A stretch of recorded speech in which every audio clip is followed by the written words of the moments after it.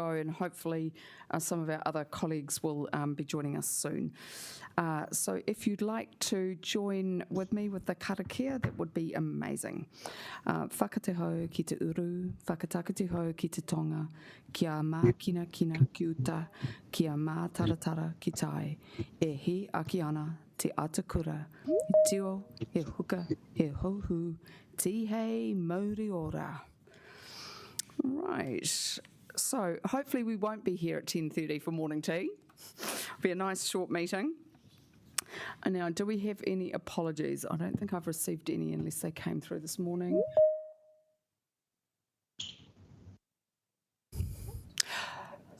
Okay, thank you. Councillor Halliday, have you done the formal things through your governance to make yourself the appointee here?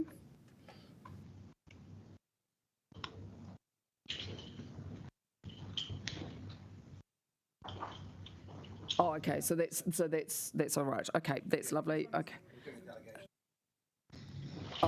Okay. So will we see Jocelyn again, or is it? No. Okay. Anyway. Maybe. Okay. Anyway, we're thrilled to have you. That's wonderful. All right. So there are no apologies. Conflict of interest declarations. Does anyone have anything to declare? No. Okay. Thank you. Confirmation of minutes. So I move the motion that we approve the minutes from the last meeting. Do I have a seconder?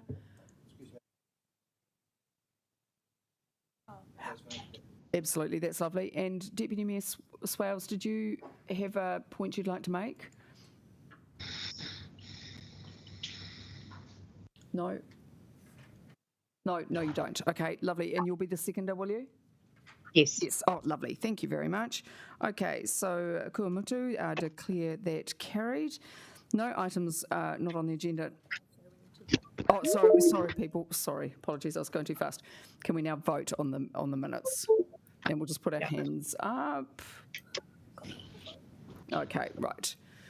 Councillor Halliday, you're right to vote. Yep. Okay.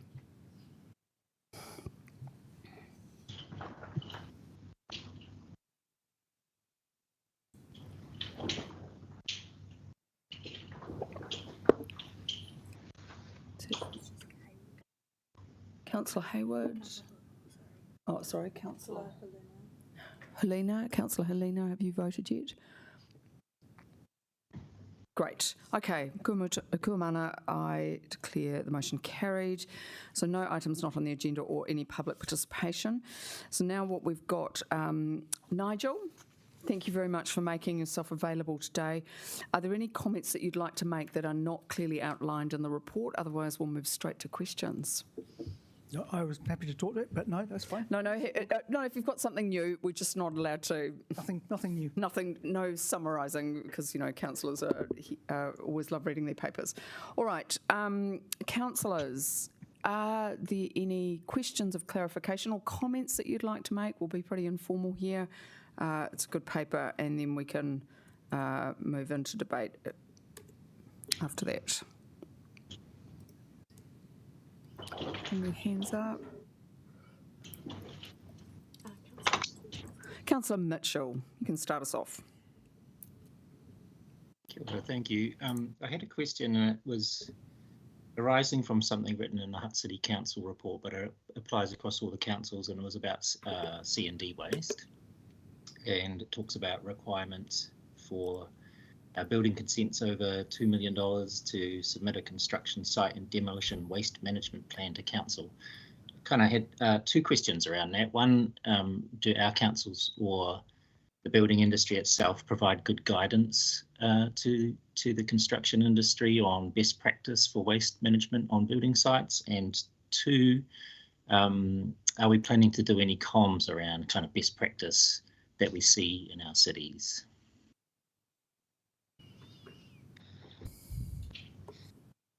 Shall I answer that? I can speak for Hutt City. Kia ora, Councillor Mitchell. Jeff Roberts, Manager Waste Minimisation, Hutt City Council. So specifically for Hutt City, we are in the process of engaging or getting together as part of our implementation plan, an engagement plan for working with the building and construction industry around waste management plans for developments over $2 million. So we've put our hands up to lead that work across the region with the other councils who are keen, or as part of their implementation plans, to work on that common bylaw provision. So there'll be a lot of work falling out of that over the coming months and years. There's not been any specific guidance issued that I'm aware of to date on what those plans will look like, but that will be part of that work stream as we move forward. I'm not sure, have I answered the question or both aspects of that question? Yeah, the first part was about guidance. I'm thinking about how builders can set up appropriate bins on site to separate waste streams and things like that. The second part, though, was about comms around best practice. I know, for example, in Lower Hutt, Nainai Pool, the construction of Nainai Pool, which is a public project, there's been a lot of effort being put in there to waste minimisation, but probably more relevant would be around construction of townhouses or projects like that. So will we be looking for kind of good examples to celebrate and share? Yeah, certainly. Yeah. Yep, absolutely. Yep. So that'll be part of the work going forward. We'll be looking at how to do that and how to bring the developer community along with us towards successfully implementing that aspect of the bylaw. And looking at doing that regionally with all councils in this plan. So yeah, there'll be a lot of comms and engagement work to be done to set that up for success. Is that enough information, Councillor Mitchell? Deputy Mayor Swales.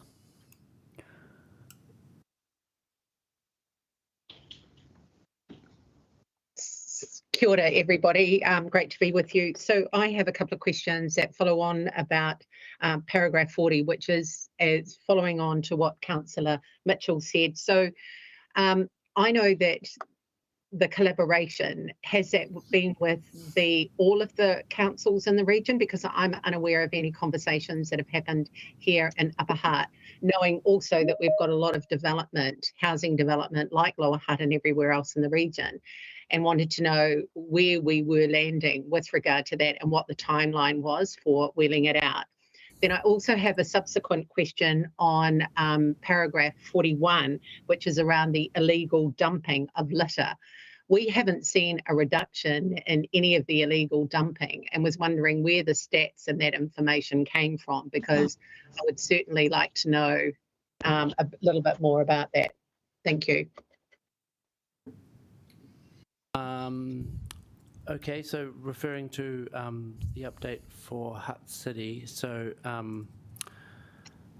in terms of working on the bylaw provision, so again, it's early days in terms of a regional approach to those waste management and minimisation plans for developments over $2 million, and so we're just at looking at doing that, starting that work. So there'll be more information becoming available as that moves forward. We'll be working with Richard and the team in Upper Hutt and across other councils, looking at that as we go forward. Awesome, thanks so much. The other question on litter, yeah, so that the information that we've published from Hutt City is just from our own internal data, from complaints that we've received in our system. And yeah, I mean, we were surprised to see the reduction, but there's some comment in there about why that might be. I can't comment on Upper Hutt's collection of illegal dumping and litter data, but yeah, the information in this report's just from Hutt City. Is that enough?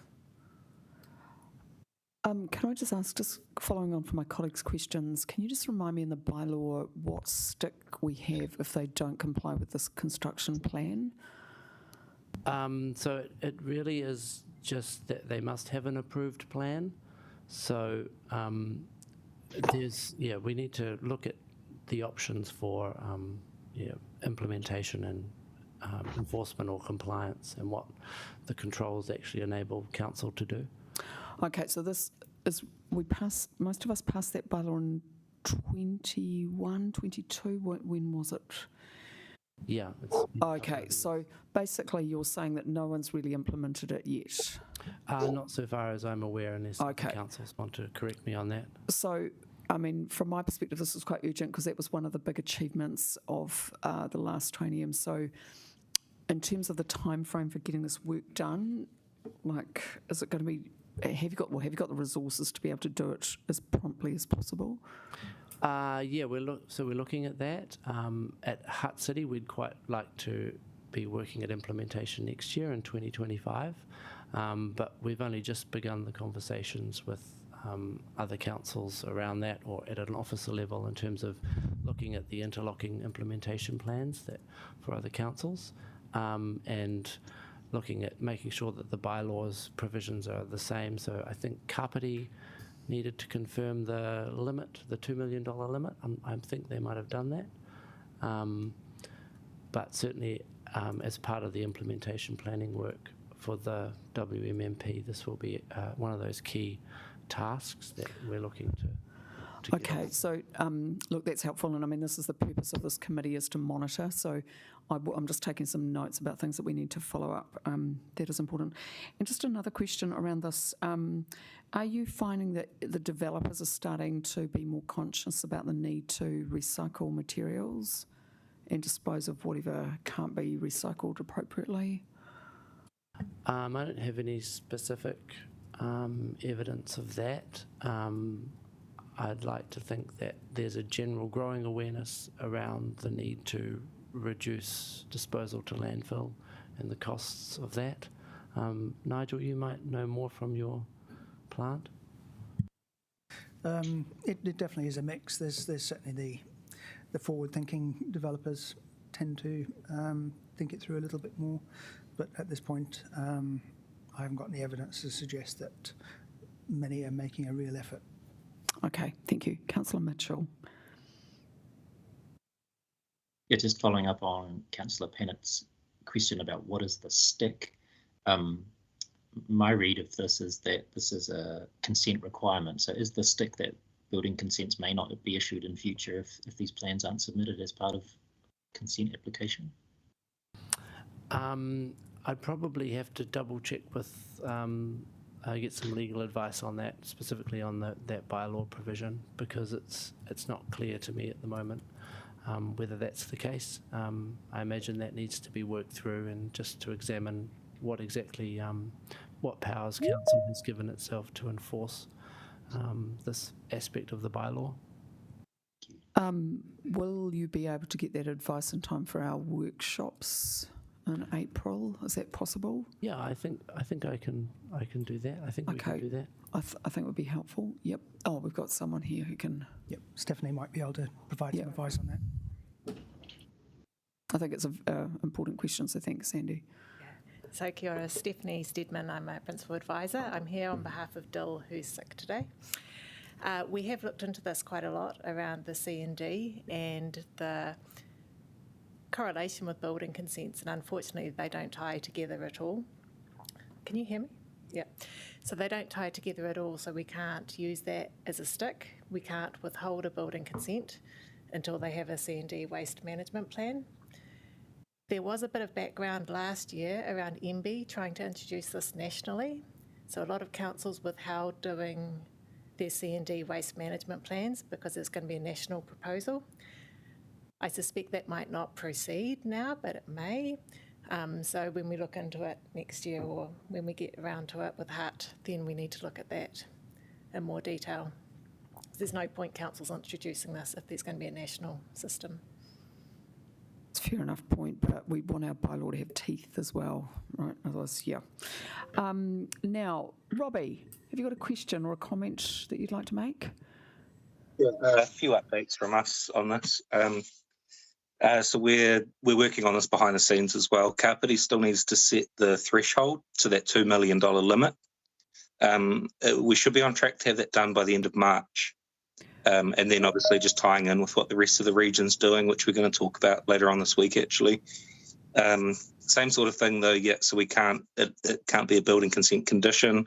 We could also set penalties under the bylaw, small fines or whatever, but that would also be, my understanding is like a whole new bylaw process, a consultation, that sort of thing as well. For us, it really is targeting the low-hanging fruit, or the really sort of the good examples, the ones that are actually going to be on board and do this, which we've already got a few lined up. But yeah, that's all from me. Just a quick update that we are progressing this behind the scenes quite quickly as well. Thanks. That's helpful. Thank you for that. Deputy Mayor Swales? Kia ora. Once again, with regard to this, I thought that a bylaw actually superseded when it came in the hierarchy of actually implementing things in your resource consent.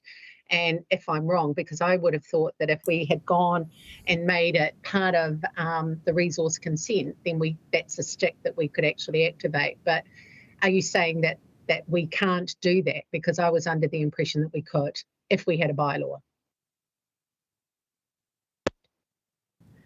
I can try to answer that. So under resource consent, you're constrained by the Resource Management Act. So my background's planning, so I can answer this. Oh, yep. So you're constrained by what's allowed through the Resource Management Act and the District Plan. So you can't insert conditions which relate to different legislation or to bylaws necessarily. Sometimes you can get it over the line if the developer accepts that as a condition, or if it's a non-complying activity, you've got greater discretion about what you impose. But generally they don't talk to each other and you can't make them cross over. So enforcement is a matter which we'll need to look into quite seriously around the bylaw. This is all very important. Helen, have you got any more questions on that? Yeah, I just think that it was a little bit remiss. Thank you very much for the explanation. I just thought it was a little bit remiss of us kind of missing that step, and considering that it's a huge issue when it comes to us implementing our regional waste minimisation plan. So maybe it's something that should be brought up to the workshop that we've got later as to how we can address that and how can we actually take that forward. And can I just ask, Stephanie, with the change in government, from what you've heard at an officer level, do you think a nationally consistent approach will be adopted? Or is that something that might reach the bonfire? It's really hard to say. So MB was quite early on in the consultation stages, running a few workshops, and a lot of councils raised concerns about how this would be resourced. It wasn't going to be done through the building consents, but the building consents would be the trigger point. That was the idea at the time. But there's no charging allowed or being provided for, and there was no $2 million trigger either. So it's basically going to apply to all building consents. So unless you got a specific exemption. So there were quite a few concerns around how much work that would be required. So if you were to doing your own little bathroom renovation, would you then need to get a waste minimisation plan approved? Which was not our intent, obviously. I mean, even the $2 million might be a bit high, but not for a bathroom. Yeah. So it's hard to know if MB will proceed with that. So it was early days. I haven't heard anything since the change in government. Okay, we'll talk about that later. All right, that's incredibly helpful. Just while we're on construction, has anyone got any more questions on that? Yes, Steve.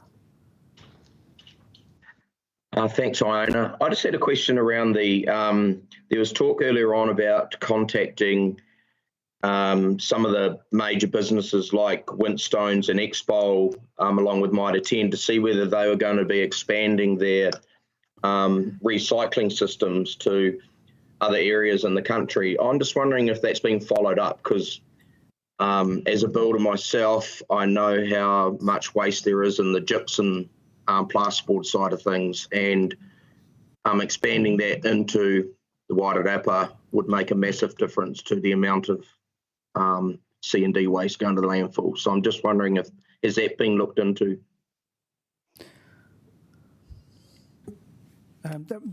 When we finally get some work underway on all this, then that is likely to be the case, but not right now.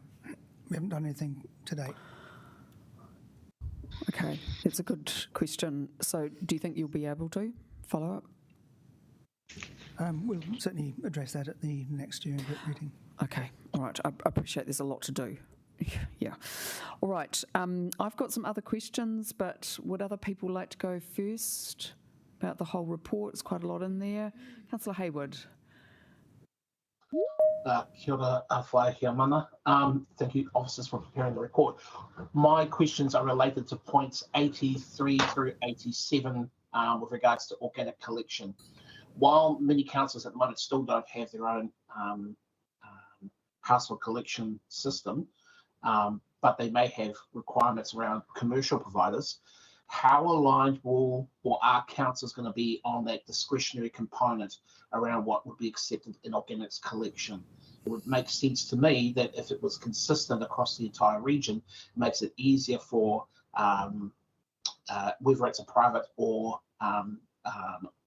through council and operator to have consistency across the region.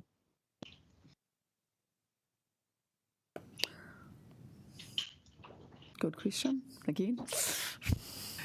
At this point in time, Councillor, there are 3 councils who are working on the organics project, and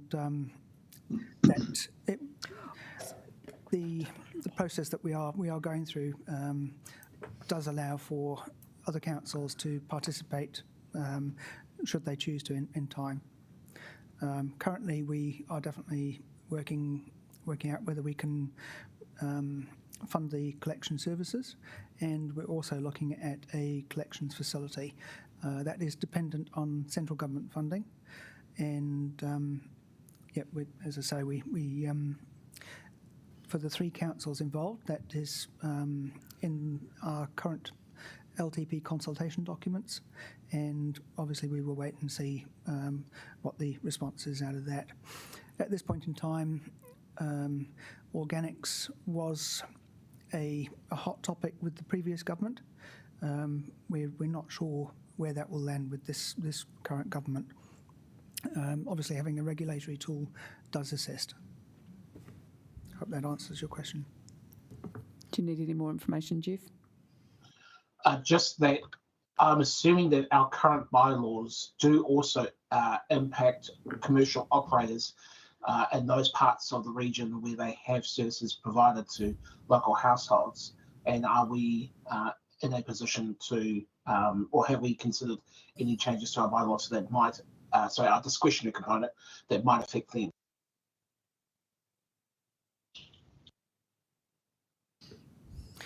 Not at this point in time, but certainly worth looking at.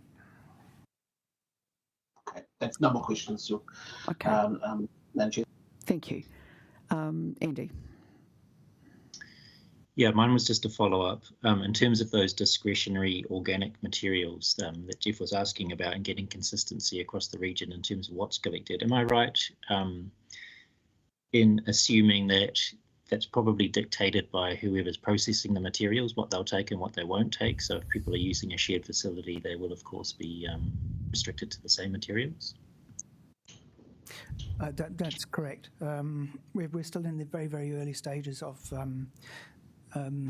working out who's actually going to be providing a processing facility, and there are 4 or 5 different types of facility, and each will take slightly different products. So, yep, we will be waiting to see what comes out of that.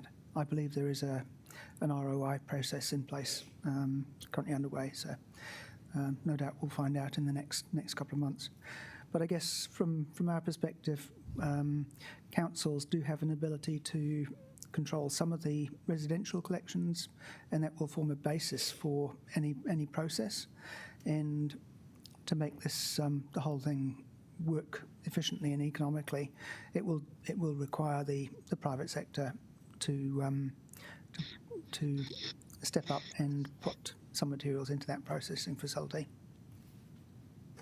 So they will be encouraged to do so.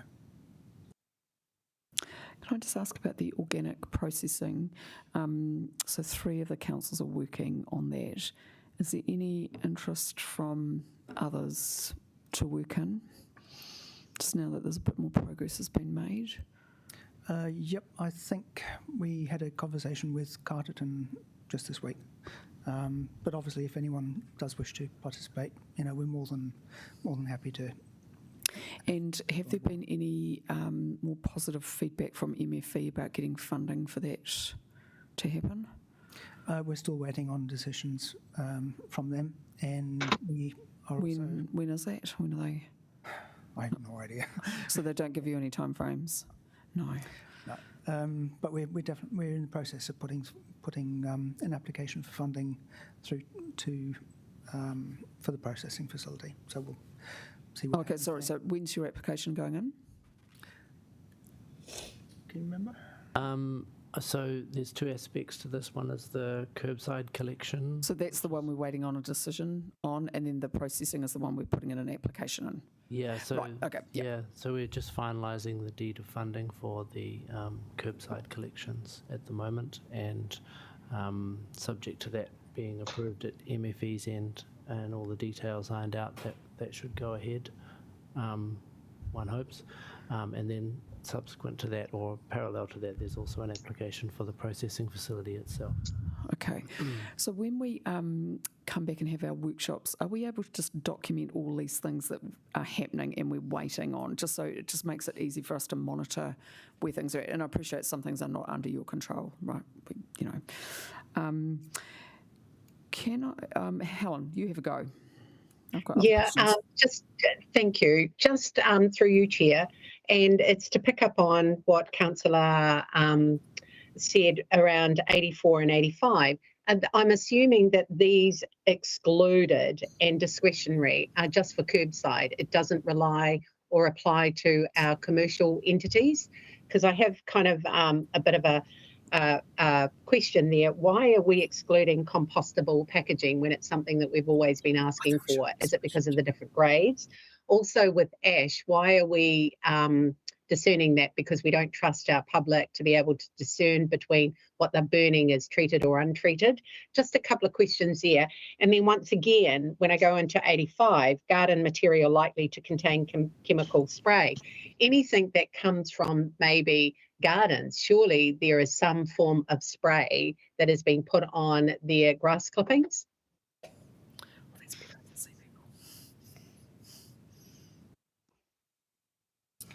Yep.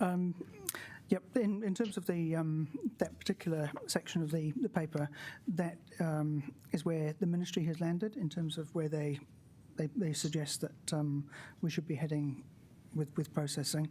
So yeah, there are a few issues with compostable packaging. It's not, while some people indicate it is compostable, most often it isn't. For example, some of the lids, they're just, I didn't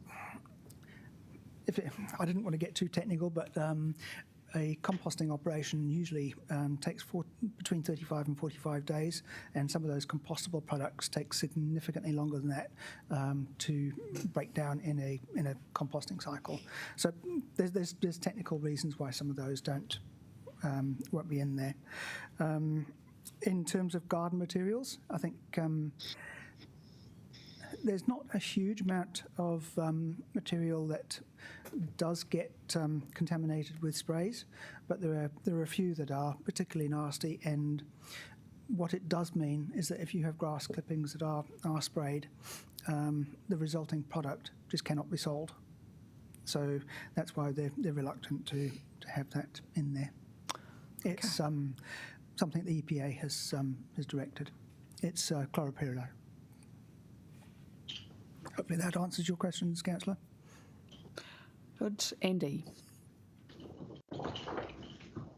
Yeah, if I could just add to that answer, MFE did a series of webinars about a year or 18 months ago explaining all of this, the new kind of regulations, and explained particularly number 84 that excluded materials. In terms of the discretionary ones, though, Nigel, they are discretionary. So at what point will we be looking to make decisions about those things? I guess that will be when we do get a plant up and running and look at its capability to deal with things. A lot of the products will be tested prior to sale, and that's where you will pick up some of the stuff like the clopyrrolid, and obviously with the other discretion materials. I'm not sure what sort of solution we'll get. Some of them might be quite capable of dealing with those products. So yes, it will be up to the operator. I've got a question on data. Is the perennial that it's very difficult to actually collect. You're talking about collecting more of it. What do you think you will be able to collect without causing yourself too much work? Right. At this point, what we are doing is we're looking at the targets that we've set in the WMP, and Evie's working through a process right now, which will help us inform the answers to those questions. So we're not quite there. So we can't get it from some of the commercial operators. Is there any progress being made at a national level to require them to give it to us? There's certainly been some work done on it. Where it's at right now, I'm not sure. It has obviously there's this period between an old government and a new government where ministry staff are reluctant to provide a position, so I'm not quite sure yet. Okay, but it is going to be difficult for you without, you can collect some but not all of it. Yeah, that's right. And Evie, do you have anything to add to that? Probably not at this stage. Okay, all right. Okay, thank you. I've also just got a question about e-waste. There was, I think, was it Wellington City and Tawa, we were doing some. Do you know if there's anyone who's looking at doing that on a more regular basis or region-wide basis? So I take mine to the Sustainability Trust, but that obviously requires a bit of effort. Okay. At this point in time, we don't have a regional program for e-waste. It's certainly something to look at, but the cost of e-waste collection and processing is significant. Okay. So we will have to look at that. Ideally, we will progress with e-waste product stewardship, and I think that's probably best for us as councils in terms of the costs to make sure that the e-waste producers actually do those costs. Is that seen as one of the priority products, the e-waste? It certainly is, yep. Yeah, okay, so, and you wouldn't know if MFE is making progress on that? I think they did there's certainly been a lot of work with the industry, okay. And I think like the TireWise program, which is now fully accredited, they were pretty much there, I think. But again, I think, it's having done a lot of e-waste processing in the past with MFE, it is really expensive. So we do need to make sure that the producers bear most of those costs. Right. That's very helpful. Councillors, any further questions? No. All right. Well, I'll just thank you very much. I just want to briefly introduce the paper. So first of all, a huge thanks to our staff for all the work that you do. It's a very clear report. And, in a way, I'm quite excited by all this, all the monitoring and the implementation, which will be quite a fun part of our work here. I'm really grateful. And I'm really grateful even the small initiatives are getting us to our overall goals. So to the community and the staff working together, that's really positive just to see what's happening across the region. That just feels like things are moving. But obviously there are also some large gaps, and it's that sort of relationship with central government that needs to operate properly, and we need the officials at central government to do some work as well. We're just not going to be able to do the things we need to do. But it's very exciting that we are putting finally a big application into MFE. We just haven't done that before, so it's well time that we do that. So I'm very much looking forward to the workshop and adopting those implementation plans, because that will really enable us to make some progress and get where the gaps are, so that we know, or we can decide as a joint committee where we want to put the priority in. Would anyone like to second the paper? Councillor Hayward, would you like to speak? No? Would anyone else like to speak?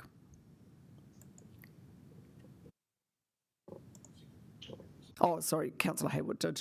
I had plenty of volunteers, thank you. Anyone wish to speak? No. All right. Okay, so if I could now ask you to vote for the recommendations in front of you. It's a yes from me, obviously.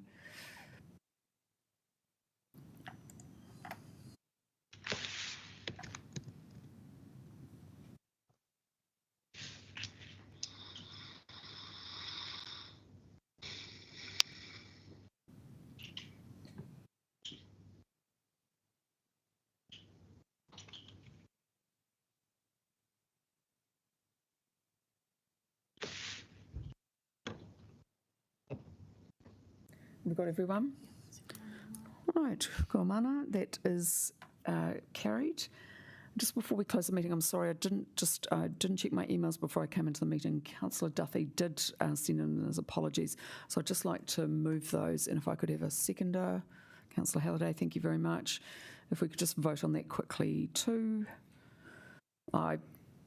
Maybe just stick your hands up, might be quicker. Stephanie, yep. Everyone's hands up for the apologies. That's wonderful, thank you very much. And just before we do the finishing karakia, I'm very much, as I said, looking forward to the workshops. I'm just wondering, colleagues, would you like to hold it at another council? And I'm wondering if we can do it in person, because I really think we get a lot of value out of meeting collectively to go through some of these things with a fine-tooth comb. So would you like to go somewhere else? Is there someone who would like to volunteer to host it? Otherwise, we can have it here. Because I'm very happy to move around. Andy, should we go out to the hut? Yeah, I think we tried considering that earlier, but the dates didn't match up. So I think as long as the hut can host, we'd be happy to host. Okay. Does that sound good to everyone? Go out to the hut? Okay. Absolutely, Iona. And if that doesn't work, we're happy to look at our chambers here in Upper Hutt as well. Perfect. Thanks. Okay, so could you two maybe just liaise with officers and me just about a date, and we'll find a date that suits everyone, given it's a workshop. I appreciate it's a very busy time of year that we're coming up to with our LTPs. That would be really helpful. Oh gosh, and I'm sorry if I hope everything is progressing well through the LTPs, but I'll talk to you about that offline. Okay, so that would be fantastic if we could move over to the hut and have a really good workshop. Very much looking forward to it, as I say. All right, so we'll now... Madam Chair, can I just make one... Of course you can. Question? Yep. Look, with regards to this group, I picked there's an advocacy role here as well. I mean, we're pushing down with regards to the work that we're doing within our councils, which is fantastic, and some awesome things happening there. But I just do wonder whether we should be looking at maybe an advocacy approach to the new government coming in there as well. I guess from my end point in case was when Chris Hipkins came in, he sort of kiboshed that collection scheme, which was going to have a reimbursement. And I'm under the impression that was pretty close to implementation. If that's correct, and just wondering whether it's something that this table might be interested in, and we don't have to do it right today or anything like that, but whether there's an advocacy approach that we might like to take with the new government, with perhaps pushing for that to be reinstigated or to be relooked at as we move forward. So that's good. We can talk about it at the workshop. Deputy Mayor Swales has been very strong on this point, that we do have an advocacy role, and she'll talk to that in a minute. I just didn't want to step on the toes of the mayors, because they obviously they're the key point of contact with government, but definitely, because as you can see, there's quite a lot of holes where we might want to have a say. And like that bylaw discussion was fascinating, really. We thought we were doing some really important work, and now it's quite hard to implement. Helen, would you just like to make a comment? Absolutely. I think where we come a little bit unstuck is that the terms of reference for this particular committee doesn't probably articulate that we actually have the delegated authority to do that. But I'd like to work with officers to see how we can actually navigate our way around that, because as you've quite rightly said, Chair, there are a number of different holes or gaps in here. And even if it's a conversation that we take to our CEOs or we take to our mayoral forum to say, actually, to have someone sit beside them and do a presentation to the mayoral forum or wherever, to say, actually, these are the gaps that we've found. We've all agreed to a regional waste minimisation, but some of the stumbling blocks for us are the holes that are missing in our ability to deliver on this, which has been mandated. Excellent. So I'm just wondering, colleagues, maybe before our April workshop, we could get together, just have a bit of a discussion. And I'm sorry, I do need to do some writing.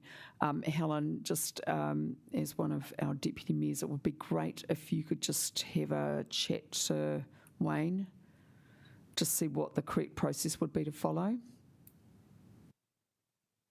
Would that be okay? Sorry, I can't hear you. Oh, sorry. It's just Yeah, really Iona, yes, I will. Absolutely. Okay. And I'll feed back to you, the deputy chair, and then I'll leave it up to you to distribute to the rest of the committee. Yeah, or you can just send us an email, whatever works for you best. So just, yeah, like I said, I just don't want to annoy the mayor's lobbying plans, so that would be good. All right. All right.